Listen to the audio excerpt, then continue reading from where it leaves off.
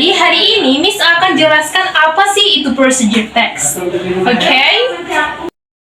Procedure text is a type of text that provides step-by-step instruction on how to do something, make something, or complete a specific task. It is designed to guide the reader in achieving a particular goal effectively and correctly.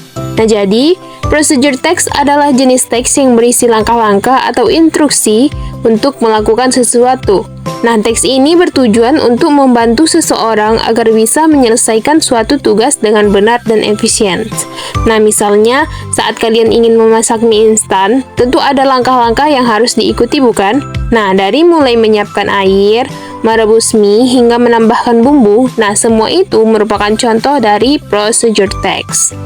Procedure text memiliki beberapa generic structure. Nah, yang pertama ada goal, yaitu tujuan, yaitu berisi tujuan dari prosedur atau hasil akhir yang ingin dicapai. Nah, contohnya how to make a fried chicken, cara membuat nasi goreng.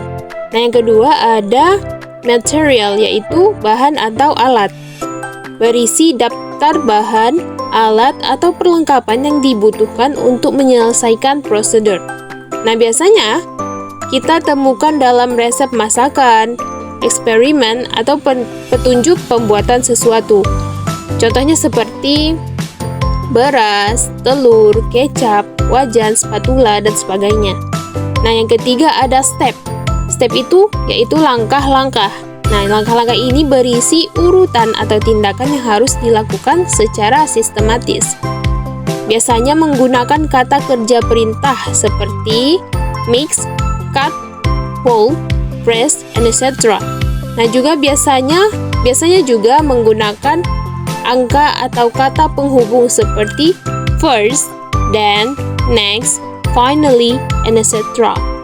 The kinds of procedure text. Nah, procedure text ini memiliki 3 macam, yaitu yang pertama ada simple procedure text.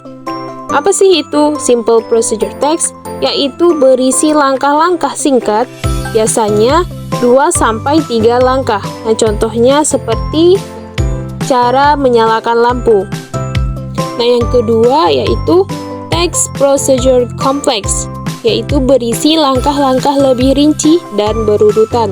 Misalnya, cara membuat kue atau mungkin menginstal aplikasi. Nah, yang ketiga ada text procedure protocol, yaitu berisi aturan atau cara yang fleksibel dan tidak harus berurutan. Contohnya prosedur keselamatan di pesawat.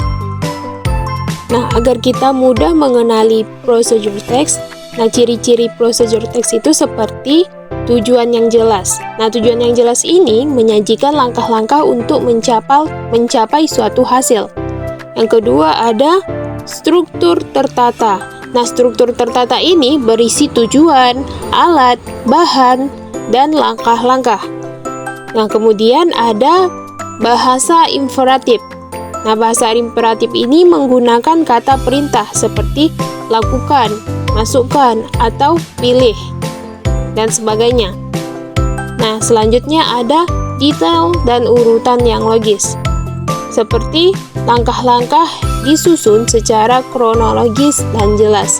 Kemudian procedure text ini menggunakan kata hubung seperti kemudian, setelah itu, atau selanjutnya untuk menunjukkan urutan. Nah, yang terakhir ada bersifat objektif. Bersifat objektif ini seperti tidak mengandung opini, hanya saja instruksi yang harus kita ikuti. Kaidah-kaidah kebahasaan dalam teks procedure yang harus kita perhatikan. Nah, yang pertama itu ada kalimat imperatif. Nah, kalimat imperatif ini menggunakan kata perintah seperti campurkan, potong, atau mungkin masukkan, dan sebagainya. Nah, yang kedua ada kata hubung kronologis, yaitu menunjukkan urutan seperti kemudian, setelah itu, atau selanjutnya. Nah, selanjutnya ada verbal material dan tingkah laku, atau kata kerja yang menunjukkan tindakan fisik, seperti aduk, tuang, atau ataupun mental seperti perhatikan, pastikan, dan sebagainya. Nah, selanjutnya ada bahasa objektif dan jelas. Menghindari opini menggunakan instruksi yang mudah dipahami. Nah, kemudian penggunaan bilangan atau urutan. Nah, penggunaan bilangan atau urutan ini seperti menyajikan langkah-langkah dalam bentuk angka ataupun poin. Nah, selanjutnya ada partisipan umum. Partisipan umum ini menggunakan kata yang merujuk pada alat, bahan, ataupun orang. Nah, coba perhatikan di sini ada contoh dari procedure text. Yang pertama ada bagian goal, yaitu cara pembuatannya, how to make a cup of coffee. Nah, yang kedua ada material, yaitu bahan-bahannya seperti coffee powder, hot water, sugar, cup, sponge. Nah, yang ketiga ada step, yaitu langkah-langkah pembuatan si kopi ini. Seperti yang pertama ada boil, the first boil some water. The second, put a teaspoon of coffee into a cup. The third, pour hot water into the cup.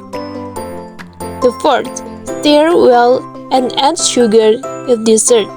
And the last, enjoy your coffee. Nah, dapat disimpulkan bahwasanya teks ini berfungsi untuk memberikan petunjuk atau langkah-langkah dalam melakukan sesuatu kegiatan secara sistematis agar mencapai hasil yang diinginkan dengan efektif dan efisien.